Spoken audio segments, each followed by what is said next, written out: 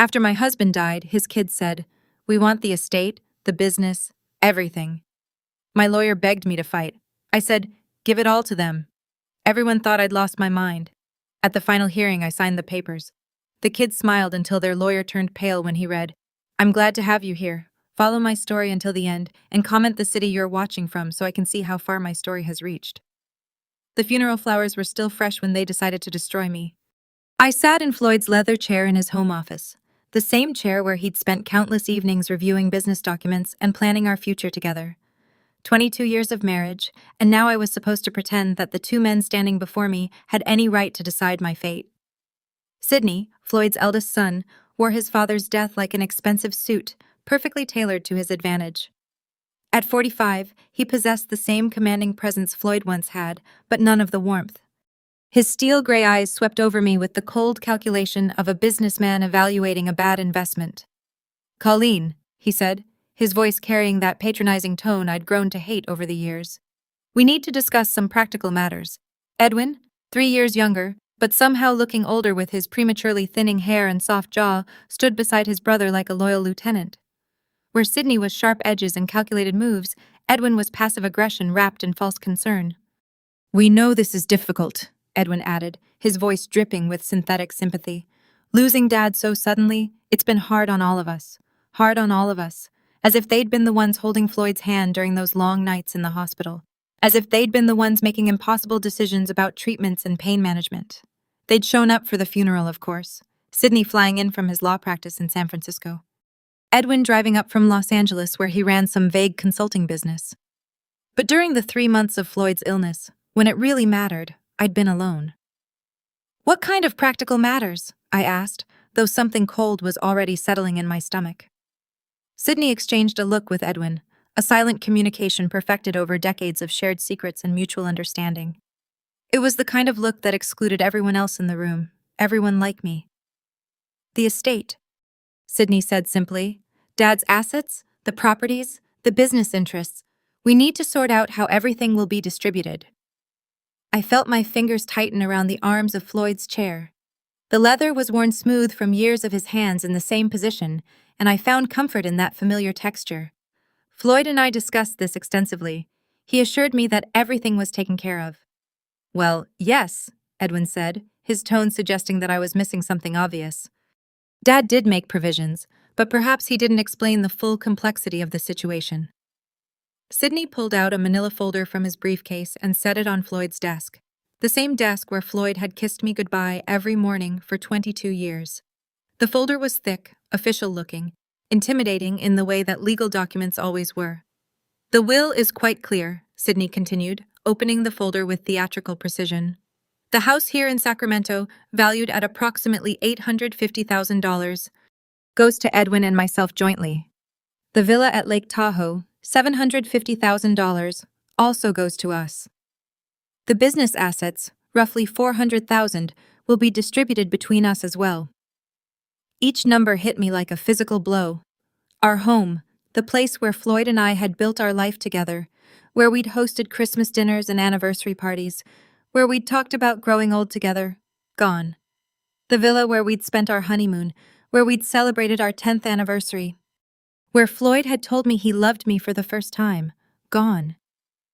"And what about me?" I asked quietly. Edwin shifted uncomfortably, but Sidney's expression remained unchanged. "Well, naturally, there's the life insurance policy. $200,000. That should be more than sufficient for your needs going forward. $200,000 for a 63-year-old woman who'd given up her career to support her husband's family. For someone who'd spent the last 2 decades managing Floyd's household, entertaining his business associates, caring for him through his illness. $200,000 to start over."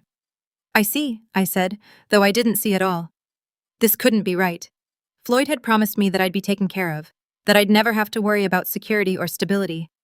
"It's not personal, Colleen," Edwin said, and the false gentleness in his voice made my skin crawl. "It's just that Dad always intended for the family assets to stay within the bloodline. You understand? Bloodline. As if the 22 years I'd spent as Floyd's wife, as Sidney and Edwin's stepmother, meant nothing. As if love and commitment were somehow less valid than genetics. Of course," Sidney added, "we're not heartless. You can stay in the house for 30 days while you make arrangements. We think that's more than fair. Fair? They thought 30 days to uproot a life was fair. I looked around the office, taking in the familiar details that would soon belong to someone else. The bookshelf where Floyd kept his first edition novels. The window that looked out onto the garden we'd planned together. The small photograph on his desk, not of Sydney or Edwin, but of Floyd and me on our wedding day, both of us laughing at something I could no longer remember. "There is one more thing," Sydney said, and something in his tone made me look up sharply. He pulled another document from the folder, this one smaller, but somehow more ominous. Dad accumulated some significant medical bills during his final illness. The insurance covered most of it, but there's still about $180,000 outstanding. Since you were his wife and presumably made medical decisions jointly, the hospital and doctors are looking to you for payment. The room seemed to spin slightly. $180,000 in debt with only $200,000 from the life insurance to cover it. That would leave me with $20,000 to rebuild my entire life. "But surely the estate," I began. "The estate assets are tied up in probate," Edwin interrupted smoothly. "And given the specific terms of the will, those debts are considered separate from the inherited properties. It's unfortunate, but that's how these things work legally." I stared at them both, these two men who'd called me mom at their father's funeral just 3 days ago. Sydney with his perfectly pressed suit and cold eyes. Edwin with his soft features and voice that suggested concern while delivering cruelty. "I need some time to process this," I said finally. "Of course," Sydney said, standing and straightening his jacket. "Take all the time you need, but remember, the 30-day clock starts tomorrow and those medical bills. Well, the longer they sit, the more complicated things become." They left me alone in Floyd's office, surrounded by the ghosts of our life together and the crushing weight of my new reality. The silence was deafening. No comfort, no reassurance. No suggestion that perhaps we could work together to find a solution that honored both Floyd's wishes and my basic human need for security. I sat there as the afternoon light shifted across the room, creating shadows that seemed to mock the brightness Floyd and I had once shared here. My hands found the small drawer in Floyd's desk where he'd always kept his personal items. Inside, beneath old receipts and business cards, my fingers touched something unexpected. A small key I'd never seen before. The key was old brass worn smooth with handling. It didn't fit any lock I could think of in the house, but Floyd had kept it in his most private space. Why? As I held the key up to the light, I noticed Edwin's car was still in the driveway. Through the window, I could see him and Sydney standing beside it, their heads close together in animated conversation. They were celebrating, I realized, dividing up their inheritance, planning what they'd do with their newfound wealth. Neither of them looked back at the house where their stepmother, their father's wife, sat alone with the ruins of her life spread out before her. But as I watched them drive away, something strange happened. Instead of the despair I expected to feel, a different emotion began to take root. It started small, just a whisper in the back of my mind, but it grew stronger with each passing moment. They thought they'd won. They thought they'd successfully erased me from Floyd's legacy, reduced me to nothing more than an inconvenience to be managed with the minimum legal requirements. What they didn't know, what they couldn't possibly know, was that Floyd had always been more cunning than either of his sons realized, and after 22 years of marriage, some of that cunning had rubbed off on me. The key in my hand seemed to grow warmer as I held it, as if it were trying to tell me something. Tomorrow I would find out what lock had opened. Tonight I would let Sydney and Edwin enjoy their victory. Martin Morrison had been Floyd's attorney for 15 years. And in all that time, I'd never seen him look as uncomfortable as he did sitting across from me in his downtown office. His usually perfect composure was cracked, revealing the concerned man beneath the professional facade. "Colleen," he said, removing his glasses and cleaning them for the third time in 10 minutes. "I have to advise you in the strongest possible terms. This is not the right decision." The morning sun streamed through the floor-to-ceiling windows of his 15th floor office, casting everything in sharp relief. The Sacramento River glittered below us, and somewhere in those gleaming office buildings across the water, people were making rational decisions about their lives. I envied them. "I understand your concerns, Martin," I said, my voice steadier than I felt. "But my mind is made up." He set his glasses down and leaned forward, his expression earnest. "You could fight this. The will. There are irregularities, questions about Floyd's mental state during the final revision. We could contest it, delay probate, force Sydney and Edwin to negotiate. I'd spent the sleepless night reading and rereading the documents Sydney had left with me, trying to understand how Floyd, my Floyd, could have written me out of our shared life so completely. The language was cold, clinical, reducing 22 years of marriage to a few paragraphs about adequate provision and appropriate arrangements. How long would a contest take? I asked. Months, possibly years. But Colleen, you'd have a real chance. I know Floyd and this will. It doesn't match the man I knew. The man who spoke about you with such love and respect. Love and respect. Had I imagined all those conversations where Floyd assured me I'd be taken care of? Had I misunderstood his promises that I'd never have to worry about my future? And during those months or years, what would I live on? Sydney made it clear that the medical debts are my responsibility. $180,000, Martin. Even if I won a contest eventually, I'd be bankrupt long before then. Martin's jaw tightened. Sydney and Edwin are playing hardball, but that's exactly why you shouldn't give them what they want. They're counting on you being too intimidated or too exhausted to fight. He was right. Of course. Every instinct I had screamed that this was wrong, that Floyd had not intended to leave me with almost nothing while his sons inherited millions. But instincts didn't pay medical bills or put a roof over my head. What if I just gave them everything they want? I asked quietly. Martin blinked. I'm sorry. What if I signed whatever papers they need, transferred all claims to the properties, walked away cleanly? How quickly could that be done? Colleen, you can't be serious. You'd be giving up your legal rights to challenge. How quickly, Martin? He stared at me for a long moment, his professional mask slipping to reveal genuine concern. If you waived all claims and signed the proper releases, a week, maybe 2. But why would you even consider that? I looked out at the river again, watching a small boat navigate the current. The boat's captain seemed to know exactly where he was going, following some invisible map that guided him safely to his destination. Because fighting would destroy me, I said finally. Even if I won, I'd be a different person by the end of it. Bitter, exhausted, broke. Maybe it's better to accept what's offered and build something new. Martin leaned back in his chair, studying me with the intense focus that had made him one of Sacramento's most successful attorneys. Colleen, in 30 years of practice, I've never had a client voluntarily walk away from a 7-figure inheritance. There has to be something I'm missing here. There was something he was missing, but I couldn't explain it to him. Couldn't explain the certainty that had grown in me since finding Floyd's mysterious key. All night I'd searched the house for what it might unlock, checking every drawer, every cabinet, every storage space I could think of. Nothing. But the key felt important. Felt like Floyd trying to communicate something from beyond the grave. Maybe I'm just tired, I said. Tired of fighting? Tired of being seen as the greedy stepmother who wants to steal the son's inheritance.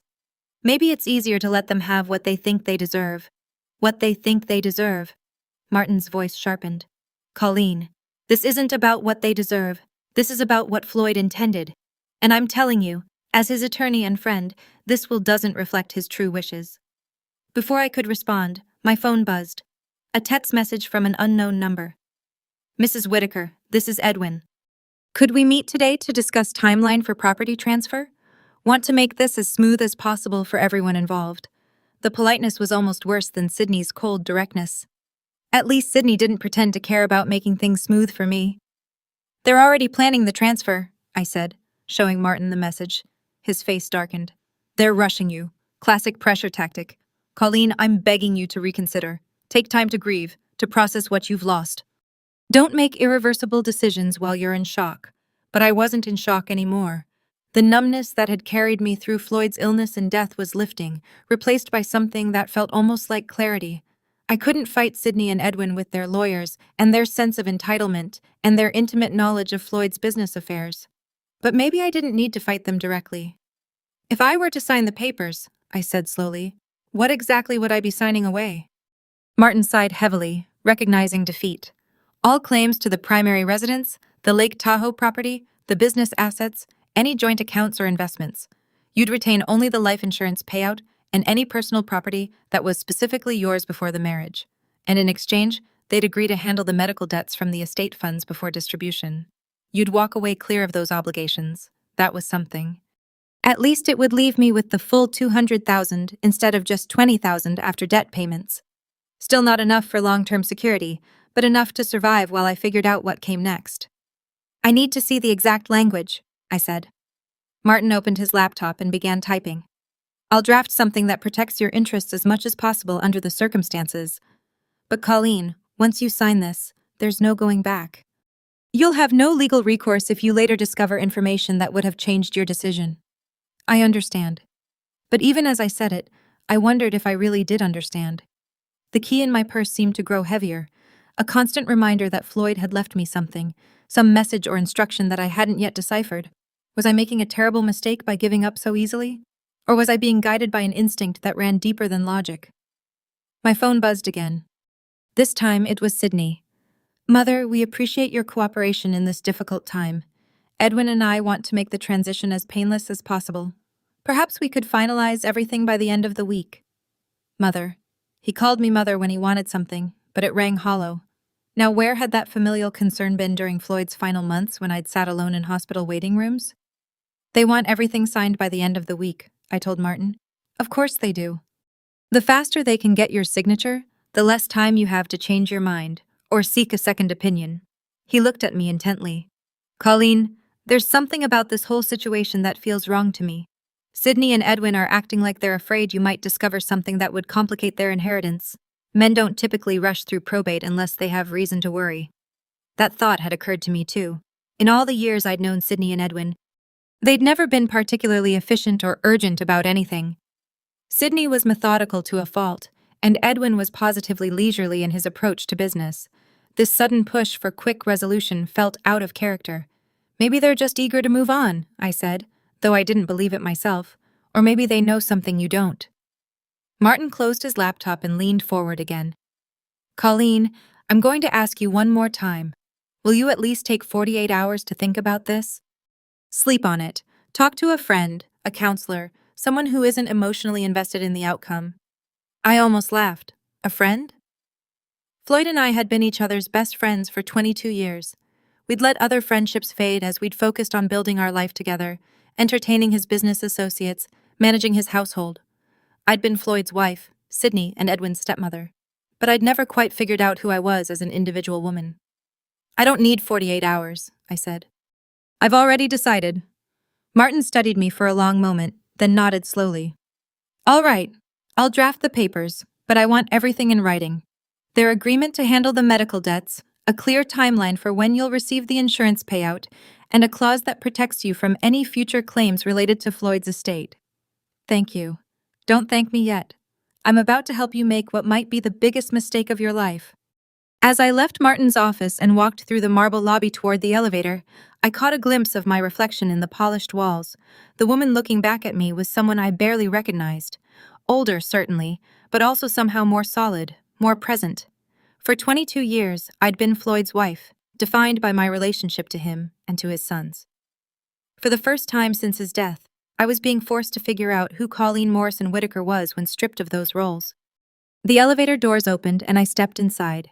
As we descended toward the parking garage, I touched the key in my purse one more time. Floyd had left me something. I was sure of it. And whatever it was, Sydney and Edwin didn't know about it. The key opened a safety deposit box at First National Bank on J Street, a box I never knew existed. I'd spent 2 days methodically searching every inch of our house, growing more frustrated with each empty drawer and meaningless cabinet. It wasn't until I was going through Floyd's wallet, the one the hospital had returned with his personal effects, that I found the small business card tucked behind his driver's license. First National Bank, with a handwritten number on the back, 379. The bank manager, a kind woman named Patricia, who remembered Floyd from his occasional visits, led me down to the vault with appropriate sympathy. Mr. Whitaker was very specific about this box, she said as we descended the marble steps. Only you and he had access. He opened it about 6 months ago. 6 months ago. Right around the time Floyd's health had started declining, when he'd begun having those mysterious business meetings that he'd never quite explained to me. The box was larger than I'd expected and heavier. Patricia left me alone in the small viewing room, and with trembling fingers, I lifted the metal lid. Inside were documents, lots of them. But these weren't the legal papers I'd expected. Wills or insurance policies or business contracts. These were personal letters, printed emails, financial statements, and what looked like surveillance reports. The first thing that caught my eye was a letter in Floyd's handwriting, dated just 2 months before his death. The envelope was marked for Colleen, open only after reading everything else.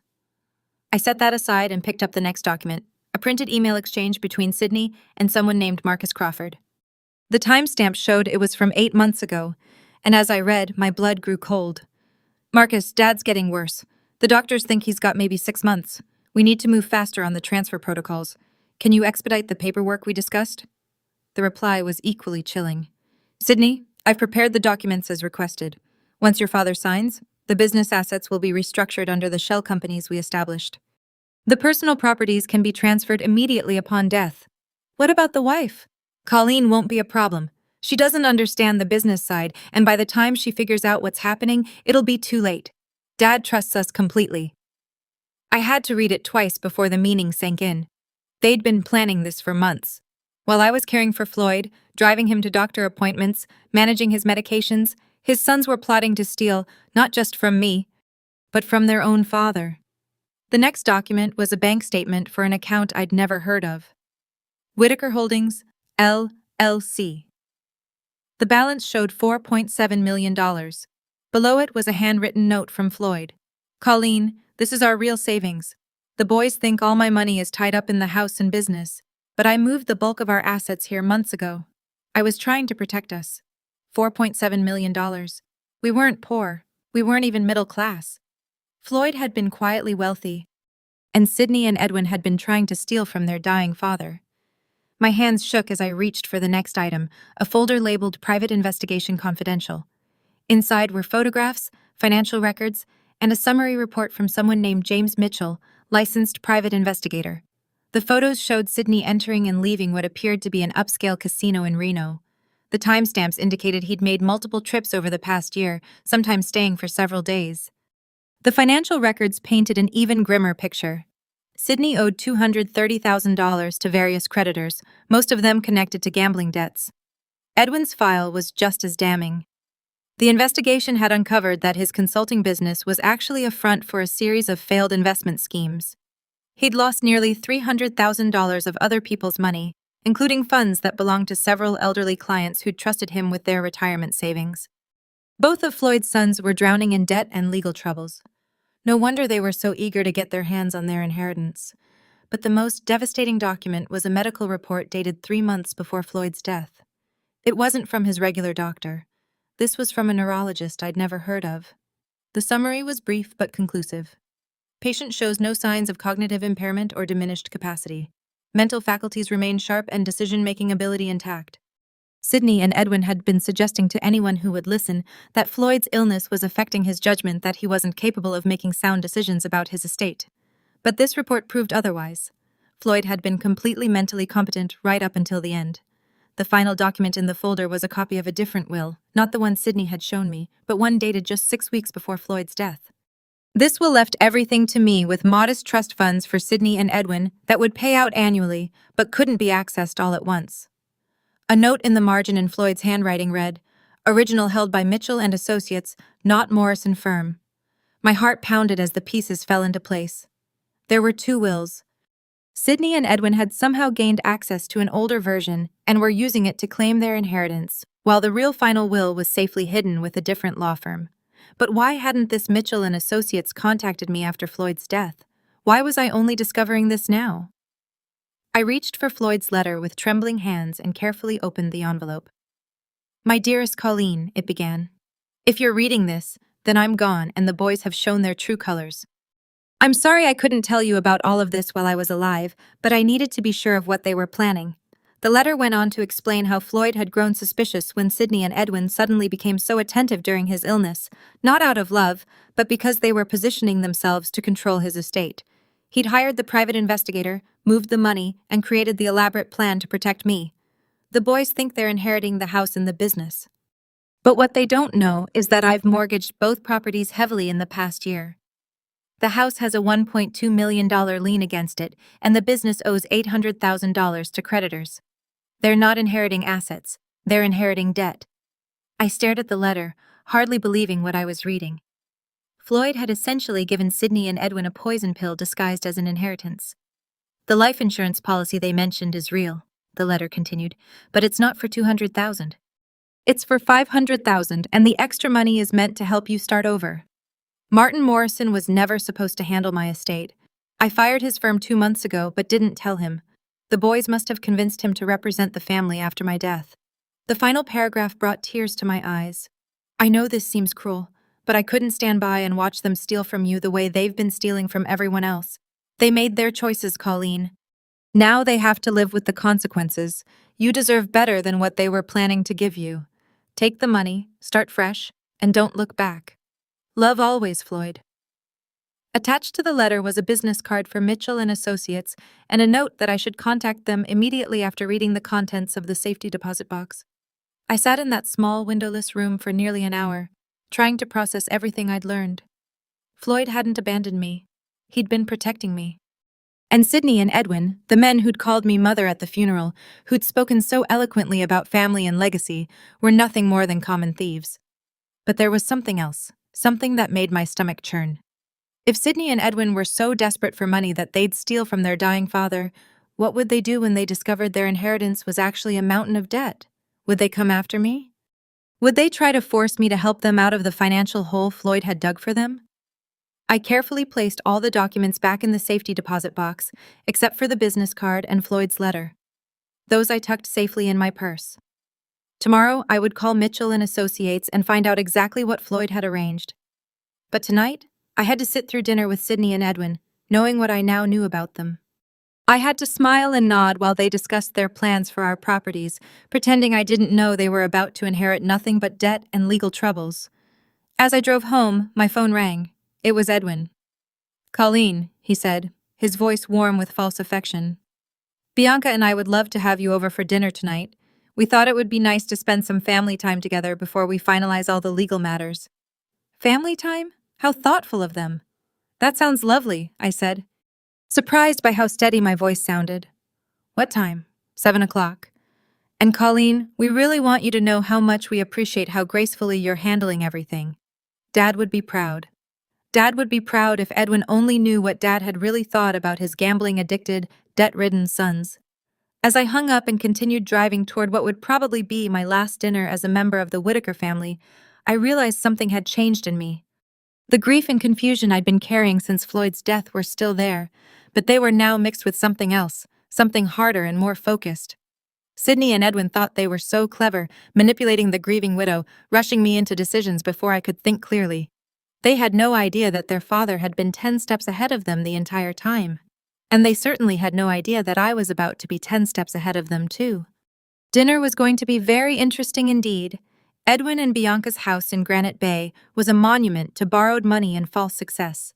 As I pulled into their circular driveway, I couldn't help but notice the new luxury cars, a BMW and a Mercedes that clearly cost more than most people made in a year. Now I understood where the money had come from.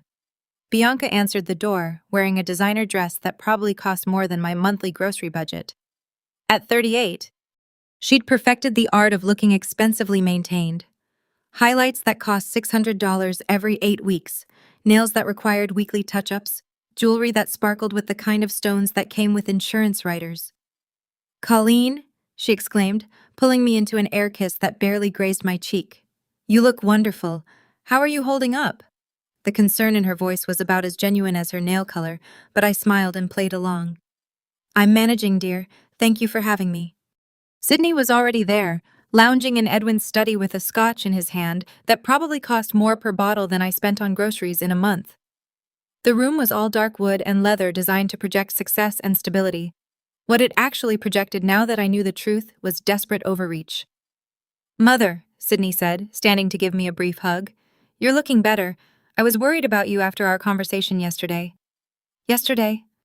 When he'd told me I was essentially homeless and bankrupt, such touching concern.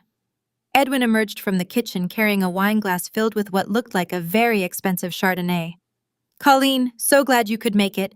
Bianca's been cooking all afternoon. Her, clears throat, famous herb-crusted salmon." The three of them moved around me like gracious hosts, offering drinks and appetizers, commenting on my appearance, asking about my plans.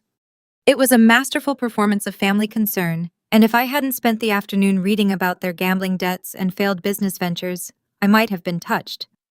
Dinner was served in their formal dining room, complete with china that looked like it belonged in a museum and silverware heavy enough to be weapons.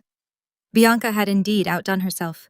The salmon was perfectly prepared, the wine expertly paired, the presentation flawless. So, Sydney said as we settled into the main course, Martin Morrison called me this afternoon. He mentioned you're ready to move forward with the estate transfer. I took a delicate bite of salmon, buying time. Yes, I've decided that fighting over Floyd's wishes isn't how I want to spend my remaining years. Family harmony is more important than money. The relief that flickered across Edwin's face was almost comical. That's wonderful, Colleen, really wonderful. Dad would be so pleased to know we're all working together. We've prepared some papers, Bianca added, reaching for a manila folder that had been sitting on the sideboard. Just to make everything official, our attorney drew them up to complement what Martin is handling. Their attorney. Of course, they'd brought in their own legal representation. I wondered if this mysterious lawyer knew about Sydney's gambling debts or Edwin's fraudulent investment schemes. How thoughtful, I said, not touching the folder. But I should mention that I've been doing some thinking about the medical bills. The temperature in the room seemed to drop several degrees. Sydney set down his wine glass with just a bit too much force. What kind of thinking? Edwin asked, his voice carefully neutral. Well, $180,000 is a substantial amount. I was wondering if perhaps we should have an accountant review the estate's liquid assets before I commit to taking on that debt personally. Sydney and Edwin exchanged a look, the same kind of silent communication I'd witnessed in Floyd's office, but this time I could read the subtext. They were afraid I might discover something. Colleen, Sydney said carefully, I thought we'd explain that the estate assets are tied up in probate. The medical bills are separate from the inheritance. Of course, I said pleasantly, but Floyd was always so meticulous about his record-keeping. I'm sure there must be documentation of exactly what debts belong to the estate versus what's considered personal responsibility. Bianca laughed, the sound just a bit too bright. Oh, Edwin handles all that boring financial stuff, don't you, honey? Edwin nodded rapidly. Absolutely. Everything's been properly categorized. The medical expenses fall to you because you were Floyd's spouse and presumably involved in the treatment decisions. That makes sense, I agreed. Although, I do find it interesting that Floyd never mentioned being worried about medical costs. He always seemed so confident that we had adequate insurance. The silence stretched just a beat too long. Sydney cleared his throat. Insurance doesn't cover everything. Unfortunately, Dad's treatment was quite extensive in those final months. I knew I was walking into dangerous territory, but I couldn't resist pressing just a little. I suppose I should contact the hospital directly. Get an itemized breakdown of what's owed and what the insurance actually covered. Edwin's fork clattered against his plate. That's not necessary, Colleen. I've already handled all that very thoroughly. I'm sure you have, I said. But as Floyd's widow, I feel responsible for understanding exactly what happened financially during his final illness. It's the least I can do for his memory. Bianca jumped up suddenly. Who wants dessert? I made that chocolate torte recipe from Food and Wine magazine. She practically fled to the kitchen, and I didn't miss the meaningful look Sydney shot at Edwin. They were rattled, and I'd barely begun to probe. Colleen, Sydney said, leaning forward with what I supposed was meant to be a paternal expression. I hope you're not second-guessing our arrangement because of something someone else said. Sometimes people who aren't familiar with estate law can give misleading advice. Oh no, I assured him. I'm not second-guessing anything. I'm just trying to be thorough. Floyd always said that the devil was in the details. Edwin laughed nervously. Dad did love his paperwork. He certainly did. In fact, I've been going through his office and I keep finding documents I don't understand. Bank statements for accounts I've never heard of. Business papers for companies I didn't know he was involved with. The color drained from Edwin's face. What kinds of documents? Oh, nothing important. I'm sure. Just confusing financial statements. Although, I did find a safety deposit box key that I'd never seen before. Sydney went very still. A safety deposit box? Yes. Isn't that odd? I thought I knew about all of Floyd's financial arrangements, but apparently he had some accounts and boxes I wasn't aware of. I suppose I should look into those before we finalize everything. The look that passed between the brothers this time was pure panic, quickly suppressed, but unmistakable. Mother, Sydney said, his voice strained with the effort to sound casual. You shouldn't worry yourself with all that paperwork. Legal documents can be very confusing for someone without a business background. Why don't you let Edwin and me handle reviewing whatever you found? That's very sweet of you both, I said, but I think Floyd would want me to understand our financial situation myself. After all, I'll be managing on my own from now on. Bianca returned with the tort, her smile looking somewhat forced. As she served dessert, the conversation shifted to safer topics. The weather, Edwin's latest consulting project, Sydney's law practice. But I could feel the tension underneath their polite chatter like an electrical current waiting to spark. After dinner, as I prepared to leave, Sydney walked me to my car. "Colleen," he said, his hand on my car door. "About those documents you mentioned finding?" "Yes. It would probably be best if you brought them to our next meeting. Let us help you sort through what's important and what isn't." Dad's filing system wasn't always logical. I smiled at him, the same pleasant smile I'd worn all evening. "Of course, Sydney. Family should help family." But as I drove away, I caught a glimpse of him in my rearview mirror, standing in the driveway with his phone already pressed to his ear. He was making a call that couldn't wait until he got back inside. By the time I reached home, my own phone was ringing. It was a number I didn't recognize. "Mrs. Whitaker, this is James Mitchell from Mitchell & Associates. I believe you may have some documents that belong to my office." "Mr. Mitchell," I said, settling into Floyd's chair in his study. "How did you know I'd found them?" "Your husband was very specific in his instructions. If you found the safety deposit box, I was to contact you within 24 hours. Ma'am, we need to meet as soon as possible. There are some things about your husband's estate that you need to know before you sign anything with Sydney and Edwin." "What kinds of things?" "Things that will change everything, Mrs. Whitaker. Everything." As I hung up the phone and looked around Floyd's study, my study now, I realized that the invisible game I'd been playing all evening was about to become very visible indeed. Sydney and Edwin thought they were manipulating a grieving widow, but they had no idea that their father had been playing a much longer, much more sophisticated game. James Mitchell's office was nothing like Martin Morrison's polished downtown suite. Located in a modest building in Midtown Sacramento, it had the comfortable, lived-in feeling of a place where real work got done rather than impressive clients got courted. Mitchell himself was a surprise, a soft-spoken man in his 60s with kind eyes and hands that showed he'd worked for everything he'd earned. "Mrs. Whitaker," he said, rising from behind a desk that was organized chaos incarnate. "Thank you for coming so quickly. Please sit down. We have a lot to discuss." I settled into the worn leather chair across from his desk, my purse containing Floyd's letter held tightly in my lap. "Mr. Mitchell, I have to admit I'm confused about all of this. I didn't even know Floyd had hired another attorney." "He hired me about 8 months ago," Mitchell said, pulling out a thick file. "Initially, it was just to conduct a discreet investigation into some financial irregularities he'd noticed. But as we uncovered more information, my role expanded significantly." He opened the file, and I could see it contained copies of many of the same documents I'd found in the safety deposit box, along with others I hadn't seen. "Your husband was a very thorough man, Mrs. Whitaker. When he realized what his sons were planning, he developed a comprehensive strategy to protect you and ensure they faced consequences for their actions. The investigation showed they were stealing from him." Mitchell nodded grimly. Sydney had been forging his father's signature on loan documents, using the family business as collateral for his gambling debts. Edwin was worse. He'd been systematically transferring funds from client accounts into his own shell companies. Both of them were facing potential criminal charges if their activities came to light. I felt a chill settle over me. Criminal charges, grand larceny, wire fraud, elder abuse. Your husband could have had them both arrested. Instead, he chose a more creative form of justice. Mitchell pulled out a different set of documents and spread them across his desk. "These are the real estate records for the house and the Lake Tahoe property. As of 6 months ago, both properties are leveraged to the maximum. Your husband took out mortgages totaling $1.2 million on the house and $800,000 on the villa. But why would he do that? We owned both properties free and clear, because he knew Sydney and Edwin would inherit them, and he wanted to ensure they inherited the associated debts as well. The money from those mortgages, it's sitting safely in the Whitaker Holdings account that only you can access." My head spun as I tried to process what he was telling me. So when they inherit the properties, they inherit properties worth approximately $1.6 million, but with mortgages totaling $2 million. They'll owe $600,000 more than the houses are worth. That's not possible. They showed me the will.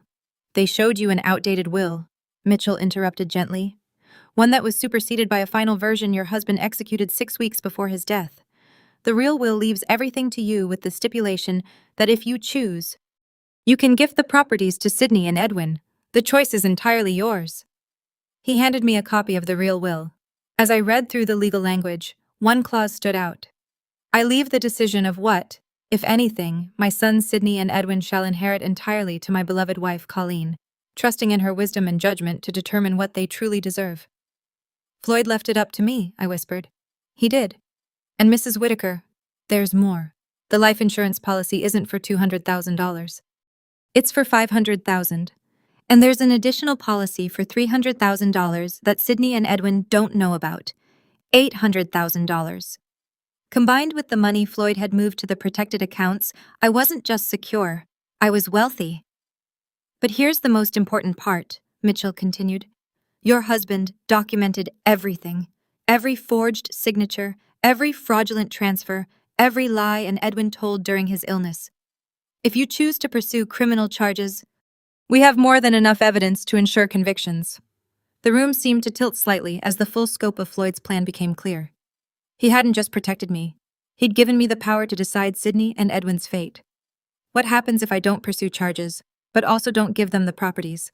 They get nothing. They inherit their father's love and their childhood memories, and that's all. Meanwhile, they're still facing the debts they've already accumulated, and the creditors who've been waiting for their inheritance to pay them back won't be very understanding. Before I could respond, my phone rang. It was Sydney. Don't answer it, Mitchell advised. Not yet. There are a few more things you need to know. But the phone kept ringing and something in the persistence of it made me uneasy. Finally, I picked up. Colleen. Sydney's voice was strained, almost frantic. We need to talk. There's been a development. What kind of development? Someone from Mitchell and Associates called Edwin this morning. They claim to have documents that supersede the will we've been working with. This is very concerning, Colleen. We think someone might be trying to defraud the estate. I looked at Mitchell, who was shaking his head with what might have been amusement. Sydney, I don't understand what kind of documents. Legal papers that don't make sense. Listen, Mother, I think you should come to Martin Morrison's office immediately. We need to sort this out before you sign anything or make any decisions you might regret.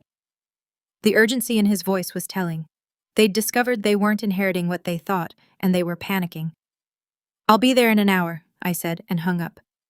Mitchell leaned back in his chair. So, Mrs. Whitaker, the moment of truth has arrived. What do you want to do? I stared down at the documents spread across his desk, evidence of years of manipulation and theft, proof of Floyd's careful planning, and the legal foundation for whatever choice I made next. I want to understand something, I said slowly. If I give them the properties with the mortgages, are they legally obligated to pay those debts? Absolutely. The mortgages transfer with the properties. They'd have 30 days to refinance or assume the loans or face foreclosure. And given their existing debts and credit problems, no bank would refinance them. They'd lose the properties and still owe the deficiency balances. I thought about dinner the night before, about Bianca's designer dress and the expensive cars in their driveway, about Sydney's casual arrogance and Edwin's false concern. I thought about 22 years of being treated as an outsider in my own family, of being dismissed and patronized and ultimately betrayed. But mostly I thought about Floyd lying in that hospital bed, knowing what his sons were planning, working even in his final weeks to protect me from their greed. Mr. Mitchell, I said, standing up and smoothing my skirt, I believe it's time for Sydney and Edwin to learn about the consequences of their choices. As I drove to Martin Morrison's office, my phone buzzed with a steady stream of increasingly desperate text messages. Sydney, Mother, please don't sign anything until we sort this out. Edwin, Colleen, there are people trying to take advantage of your grief. Be careful. Bianca, we're all family here. Don't let strangers come between us. Family. They still thought they could manipulate me with that word. But as I pulled into the parking garage of Martin's building, I realized something had fundamentally changed. For the first time in 22 years, I wasn't walking into a meeting as Floyd's wife or as Sydney and Edwin's stepmother. I was walking in as Colleen Whitaker, a woman with $5.7 million, complete legal documentation of her stepson's crimes, and the power to decide their future. The scared, grieving widow they thought they were manipulating had ceased to exist. In her place was someone much more dangerous, a woman with nothing left to lose and everything to gain. The conference room at Morrison and Associates had never felt so small. Sydney and Edwin sat on one side of the polished mahogany table, their faces pale but determined. Martin Morrison occupied the head of the table, looking more uncomfortable than I'd ever seen him. James Mitchell sat beside me, a thick briefcase at his feet, and the calm demeanor of a man who held all the cards. "Colleen," Sydney began before anyone else could speak, "we're glad you're here. This whole situation has gotten very confusing, and we need to clear up some misunderstandings." "What kind of misunderstandings?" I asked, settling into my chair and folding my hands calmly in my lap. Edwin jumped in, his voice strained with false concern. "Someone's been spreading misinformation about Dad's estate, claims about different wills, hidden accounts, things that just don't make sense. We're worried that unscrupulous people might be trying to take advantage of your grief." Martin Morrison cleared his throat. "Colleen, I have to admit that I'm confused as well. Mr. Mitchell here claims to have documents that supersede the will I've been working with, but Floyd never mentioned changing attorneys or creating new estate documents." "That's because Floyd didn't trust you anymore," I said quietly. The room went dead silent. Martin's face flushed red, while Sydney and Edwin exchanged a look of pure panic. "Excuse me," Martin said. I opened my purse and pulled out Floyd's letter, the one I'd found in the safety deposit box. "Floyd discovered that someone in your firm was feeding information about his estate planning to Sydney and Edwin. He couldn't be sure if it was you personally or someone in your office. So he decided to take his business elsewhere." "That's impossible," Sydney said quickly. "Dad trusted Martin completely." "Did he?" I looked directly at Sydney, enjoying the way his confident facade was beginning to crack. "Then why did he secretly hire a private investigator 8 months ago to look into your financial activities? And why did he move $4.7 million into accounts that only I can access?" Edwin made a choking sound. $4.7 million. That's not possible. Dad didn't have that kind of liquid assets. "Actually, he did," James Mitchell said, opening his briefcase and pulling out a thick folder. "Your father was considerably wealthier than either of you realized. He'd been quietly building a portfolio for years, specifically to ensure Colleen's security after his death. He spread documents across the table: bank statements, investment records, property deeds. The house you think you're inheriting, it has a $1.2 million mortgage against it. The villa at Lake Tahoe, $800,000 in liens. Your father took out these loans specifically to saddle any inheritance with debt." Sydney's face had gone from pale to gray. "You're lying." "I'm afraid not," Mitchell continued calmly. "Your father documented everything very carefully, including your gambling debts, Sydney, $230,000 to various creditors, and Edwin's fraudulent investment schemes, which have cost his clients nearly $300,000. "This is harassment," Edwin said, his voice cracking. "You can't prove any of this." Mitchell smiled and pulled out another folder. "Actually, I can. Bank records showing forged signatures on loan documents, wire transfer records proving embezzlement, recorded phone conversations where both of you discussed manipulating your father's estate while he was dying in the hospital. The temperature in the room seemed to drop 10 degrees.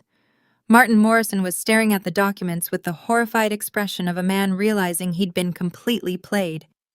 "Colleen," Sydney said, his voice now openly desperate, "surely you don't believe these fabrications. We're family. We love you." "Family," I repeated. "The way you loved me when you told me I was inheriting $20,000 after 22 years of marriage.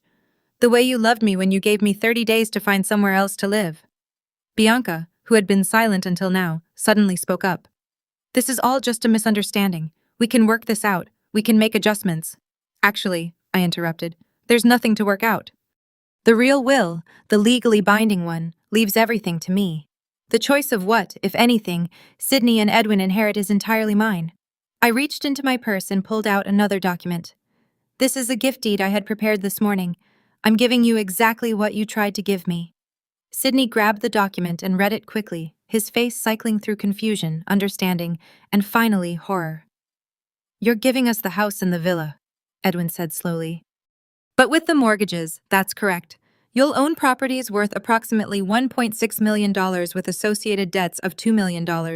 That leaves you $600,000 in the hole, which seems fitting given your existing financial difficulties." "You can't do this," Sydney said, but his voice lacked conviction. "Actually, I can. It's exactly what Floyd intended. He wanted you to face the consequences of your choices." Martin Morrison finally found his voice. Colleen, this is extremely irregular. Perhaps we should take some time to consider all options. No, I said firmly. I've considered everything. Sydney and Edwin can accept their inheritance as offered, or they can walk away with nothing. Those are their only options. And if we refuse? Edwin asked. James Mitchell answered. Then Mrs. Whitaker will pursue criminal charges for elder abuse, grand larceny, and wire fraud. The evidence is overwhelming. You'd both be looking at significant prison time. The silence stretched on for what felt like hours. I could see Sydney's mind working, trying to find an angle, a way to negotiate or manipulate the situation. Edwin just looked defeated. Finally, Sydney spoke. What do you want from us? I want you to sign the papers accepting the inheritance as offered. I want you to agree never to contact me again unless it's through attorneys. And I want you to understand that this is what your father chose for you. Not out of hatred, but because you forced his hand. Bianca started crying. This will ruin us. We'll lose everything. You should have thought about that before you started stealing from your dying father, I said without sympathy. Edwin looked up at me with something that might have been respect. He really planned all of this, every detail. Your father was much smarter than either of you ever gave him credit for. In the end, they signed. They didn't have a choice. The alternative was prison. And even in their desperation, they weren't quite ready to risk that. As they filed out of the conference room, Sydney paused at the door. This isn't over, Colleen.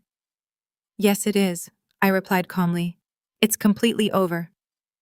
3 months later, I sold the real estate that Sydney and Edwin couldn't afford to keep and moved to a charming cottage in Carmel, overlooking the Pacific Ocean. The cottage cost $1.2 million cash and still left me with more money than I could spend in several lifetimes. I received word through my attorney that Sydney had filed for bankruptcy and was attending court-mandated gambling addiction counseling. Edwin had moved back in with his mother and was working as a night manager at a hotel near the airport. Bianca had filed for divorce and moved to Los Angeles with her sister. Sometimes, usually in the evening when the fog rolled in from the ocean, I would think about Floyd and wonder if he would approve of how everything had turned out. Then I would remember his letter, his careful planning, his determination to protect me even after death. I think he would have been very satisfied indeed. The cottage came with a beautiful garden that the previous owners had neglected. I spent my days bringing it back to life, planting roses like the ones Floyd and I had grown together, creating herb gardens and flower beds that bloomed in carefully planned succession throughout the year. It was peaceful work, satisfying in a way that 22 years of managing other people's expectations had never been. For the first time in my adult life, I was accountable to no one but myself. I joined the local gardening club, took watercolor classes at the community college, and even started volunteering at the animal shelter. Simple pleasures, but they felt revolutionary after decades of living my life in service to others' needs and wants. One afternoon, while deadheading the roses in my front garden, a young woman stopped by the gate. She was perhaps 30 with kind eyes and a hesitant smile. "Excuse me," she said. "I'm Sarah Mitchell, James Mitchell's daughter. He told me you might be interested in some volunteer opportunities." I set down my pruning shears and walked over to the gate. "What kind of opportunities?" "I work with women who are trying to escape abusive relationships, financial abuse, emotional manipulation, that sort of thing. Dad said you might understand what they're going through." I thought about the scared, confused woman I'd been just months ago, convinced I was powerless and dependent on the goodwill of people who didn't care about me. "I might," I said. Sarah smiled. "Would you like to hear about what we do?" As we talked, I realized that Floyd's final gift to me hadn't just been financial security. He'd given me something much more valuable. The knowledge that I was stronger than I'd ever imagined, smarter than anyone had given me credit for, and capable of protecting myself and others who needed protecting. 2 months later, I established the Floyd Whitaker Foundation for Financial Justice, providing legal support and financial education for victims of family financial abuse. It wasn't the legacy Sydney and Edwin had expected to leave behind, but it was exactly the legacy Floyd would have wanted. Now, I'm curious about you who listened to my story. What would you do if you were in my place? Have you ever been through something similar? Comment below.